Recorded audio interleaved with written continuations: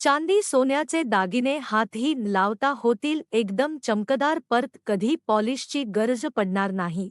मित्रांनो, आपल्या घरातल्या अनेक वस्तूंना वेळेनुसार बदल जाणवतात, पण चांदी हा असा धातू आहे की त्याच्यामध्ये होणारा बदल आपल्याला अगदी डोळ्यांनी दिसेल इतका स्पष्ट असतो. नव्याने घेतलेली चांदीची वाटी, ताट, दागिना किंवा मूर्ती कितीही चमकदार दिसली तरी ती काही काळ वापराशिवाय ठेवली की तिचा निखळ उजाळा हळूहळू मंदावू लागतो.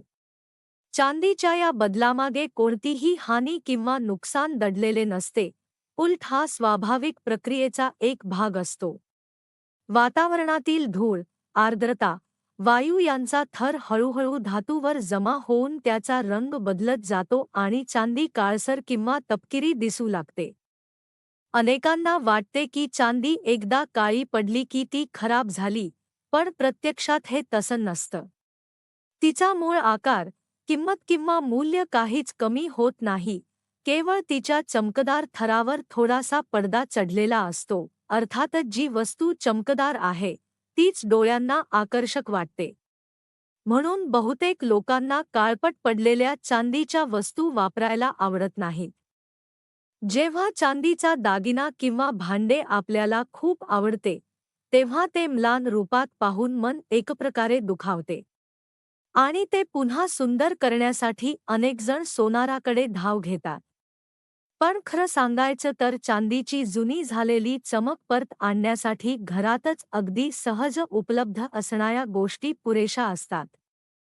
थोडा वेळ आणि थोडं कष्ट घेतले की काळी पडलेली चांदी पुन्हा तशीच नवीनसारखी दिसू शकते. घरातील एखाद्या शांत सकाळी तुम्ही भांडी स्वच्छ करण्याचा विचार करता आणि त्यात चांदीची एकूणच स्थिती पाहता, तेव्हा लक्षात येईल की काळा थर एक दोन वस्तूंवर नाही तर अनेक भांड्यांवर जमलेला असतो. मग मनात येते की एकदाच सगळ्या वस्तूंची स्वच्छता करावी. त्यासाठी पहिले पाऊल म्हणजे एका पातेल्यात पाणी उकळण्यासाठी ठेवणे. पाणी गरम होत असताना त्यामध्ये घरातील भांडी धुण्यासाठी वापरला जाणारा जेल किंवा धुण्याचा सोडा घालावा. हे दोन घटक पाण्याशी मिळताच त्यात एक प्रकारचा स्वच्छतेचा गुण येतो. पाणी चांगले गरम झाले की त्यात तुमच्या घरातील चांदीची भांडी किंवा दागिने अलगद टाकावे. हे मिश्रण चांदीच्या पृष्ठभागावरचा मळ, धूळ, वायूचा थर सैल करण्यासाठी उपयुक्त ठरते. साधारण 5-10 मिनिटांनी तुम्हाला दिसेल की भांड्यांचा बाहेरचा थर थोडा मोकळा झाल्यासारखा वाटू लागतो. हे भांडे त्या गरम पाण्यातून बाहेर काढल्यानंतर चांदी पुन्हा नव्याने उजळण्यासाठी पुढचा टप्पा सुरू होतो. त्यासाठी घरातील अगदी साधी अशी दोन गोष्टी पुरेशा ठरतात: लिंबाचा रस आणि सोडा. दोन्ही मिळून एक प्रकारचा नैसर्गिक क्लीनर तयार होतो. भांडी बाहेर काढताच त्यांना लिंबू आणि सोड्याने चोळायला सुरुवात केल्यावर पृष्ठभागावर जमा झालेला काळा थर थोडा थोडा निघू लागतो. त्या चोळण्याचे हलके घर्षण आणि लिंबाच्या आम्लाची क्रिया मिळून काही मिनिटात चांदीचा मूळ रंग पुन्हा दिसू लागतो. चोळल्यानंतर भांड्यांना 5 मिनिटांसाठी तसंच ठेवले की आम्ल त्यावर नीट काम करून उरलेला मळ सैल करतो. यानंतर भांडी स्वच्छ पाण्याने धुवून घेतली की पुढची प्रक्रिया म्हणजे कोलगेट पेस्ट किंवा कोलगेट पावडरचा वापर. आजही आपल्या घरात अनेक मोठी मंडळी सांगतात की चांदी घासायला कोलगेट अतिशय प्रभावी असते. हे खरेही आहे. पावडरमध्ये असणारा सूक्ष्म दाणेदार पोत चांदीवर जमलेल्या सूक्ष्म कणांना सहज साफ करतो. स्क्रबर किंवा ब्रशवर पावडर लावून भांडी व्यवस्थित घासत गेल्यावर काळे डाग जणू वितळल्यासारखे दिसतात. हे काम थोडं वेळखाऊ असलं तरी त्याचं फळ अतिशय समाधानकारक असतं. सर्व भांड्यांवर पावडर चोळून झाल्यावर पुन्हा त्यांना काही काळ तसेच ठेवावे. मग शेवटचा टप्पा, स्वच्छ पाण्याने धुणे आणि कोरड्या सुती कापडाने पुसणे.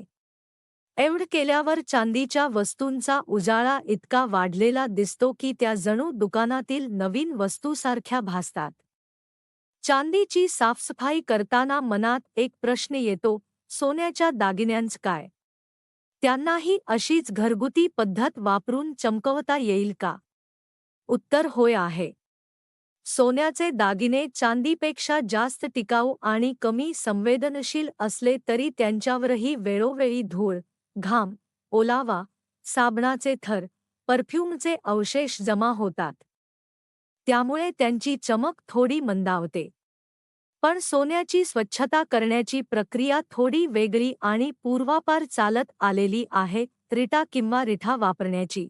रिटा ही नैसर्गिकरित्या फेस आणणारी आणि स्वच्छता करणारी वस्तू असल्याने पूर्वी सर्व घरातील कपडे धुण्यासाठी देखील तिचाच वापर केला जायचा. आयुर्वेदिक दुकानांमध्ये रिटा किंवा त्याची पावडर सहज मिळते. सोन्याचे दागिने स्वच्छ करण्यासाठी पातेल्यात पाणी घेऊन त्यामध्ये रिटा घालावा आणि ते पाणी नीट उकळू द्यावे. पाण्याचा रंग आणि सुगंध थोडा बदलला की आपल्याला कळते की रिटाचा अर्क पाण्यात मिसळला आहे. मग त्या गरम पाण्यात सोन्याचे दागिने टाकले की ते हळूहळू त्यांच्या पृष्ठभागावरचा साचलेला थर सोडू लागतात. काही काळानंतर दागिने बाहेर काढून त्यांच्यावर लिंबाचा हलका थर चोळला की त्यांच्या चमकदारपणात आणखी भर पडते. शेवटी ते दागिने स्वच्छ पाण्याने धुतले आणि स्वच्छ कापडाने पुसले की ते पुन्हा ताजेतवाने दिसायला लागतात. असं म्हणतात की वस्तूंच्या चमकण्यात त्यांचं सौंदर्य फक्त नाही, तर त्यांच्याशी गुंफलेल्या आठवणींचं ओझंही चमकू लागतं. एखाद्या जुन्या चांदीच्या वाटीमध्ये कधी तुम्ही लहानपणी खीर खाल्ली असेल, एखादा सोन्याचा दागिना आईने किंवा आजीने दिलेला असेल, त्यांचा उजाळा पुन्हा दिसू लागला की मन अचानक त्या आठवणीत परत जातं. जुन्या वस्तूंना नवी चमक देण्यामध्ये एक वेगळीच ऊब असते. आणि म्हणूनच घरगुती उपाय वापरून चांदी सोन्याचे दागिने स्वच्छ करण्याचा आनंद दुकानातून केलेल्या पॉलिशमध्ये कधीच मिळत नाही. जीवनातही हेच असतं. माणसावरही वेळ, परिस्थिती, अनुभव यांचे थर चढतात.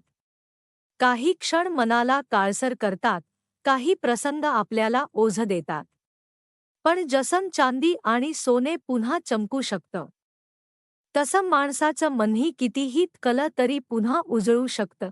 फक्त योग्य वेळ, योग्य प्रक्रिया आणि थोडीशी काळजी हवी असते. आपल्या घरातील धातूंच्या वस्तू आपण जसं प्रेमाने घासून पुसून पुन्हा सुंदर बनवतो, तसंच स्वतःलाही कधी काळजी, कधी विश्रांती, कधी आनंद देत राहिलो की जीवन पुन्हा नव्यासारखं भासू लागतं.